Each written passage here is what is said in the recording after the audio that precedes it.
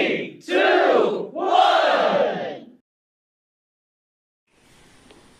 Hello friends, ഇന്നൊരു കുഞ്ഞു video ആണ്. നമ്മുടെ ഒരു കളമശ്ശേരി കൃഷിഭവനിൽ നിന്ന് നമുക്ക് ലഭിച്ച പച്ചക്കറി തൈകളിൽ നിന്ന് ഒരു 1.5 മാസം കൊണ്ട് നമുക്ക് ഉണ്ടായിട്ടുള്ള ഒരു ചെടികളുടെ ഗ്രോത്തും അതുപോലെ തന്നെ കായ് പിടിച്ചതൊക്കെ നമുക്കൊന്ന് കാണിച്ചു തരാമെന്ന് വിചാരിച്ചു.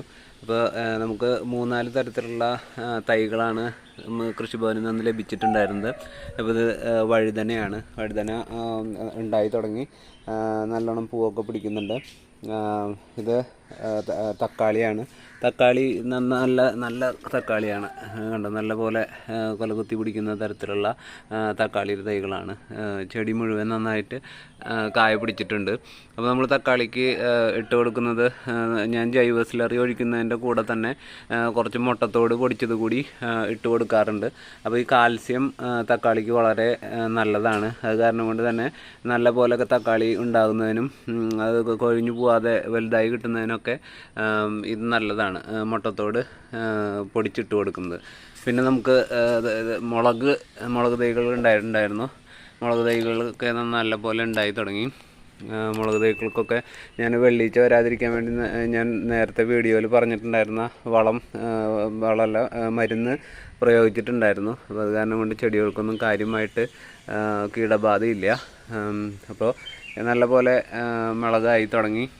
ഒരു റൗണ്ട് മുളക് ഇങ്ങനെ ഉണ്ടായി നിൽക്കുകയാണ്. ഇനി ഇത് കഴിയുമ്പോഴത്തേക്ക് അടുത്ത പൂവൊക്കെ ഇടുന്നുണ്ട്. പിന്നെ തക്കാളിയാണ് നമുക്ക് കൂടുതൽ തന്നിട്ടുണ്ടായിരുന്നത്. 5-10 തൈകൾ തക്കാളിയുടെ ഉണ്ടായിരുന്നു. അപ്പോൾ അതെല്ലാം നല്ല പോലെ ഉണ്ടായിട്ടുണ്ട്.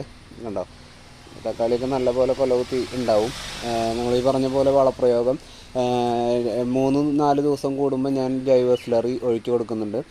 ജൈവ സ്ലറി മെയിനായിട്ട് കപ്പലണ്ടി പിണ്ണാക്കും അതുപോലെ തന്നെ ഈ ഇതിൻ്റെ ഇടയിൽ ഉണ്ടാകുന്ന കളകളും സാധനങ്ങളൊക്കെ ഉണ്ടല്ലോ, അങ്ങനെയുള്ളതൊക്കെ പറിച്ച് ഒരു ഡ്രമ്മിലിട്ട് വെച്ച് അത് ഇത്തിരി ശർക്കര പൊടിച്ചത് ഇട്ട് കഴിഞ്ഞാൽ ജൈവ സ്ലറി നല്ല വീര്യമുള്ള ജൈവ സ്ലറിയാണ്.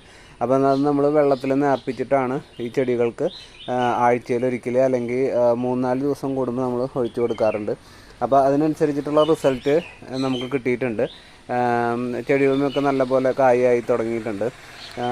അതുപോലെ തന്നെ വഴുതന ഇപ്രാവശ്യം തന്നിട്ടുള്ള വഴുതന നല്ല കരുത്തുള്ള വഴുതന തൈകളായിരുന്നു. നല്ല രീതിയിൽ കായ ഉണ്ടാകുന്നുണ്ട്. കണ്ടോ, ഇപ്പോൾ ഇവിടെ ചെറിയ കായകളുണ്ട്, അപ്പുറത്ത് വലിയ കായ ഉണ്ടായി നിൽക്കുന്നുണ്ട്.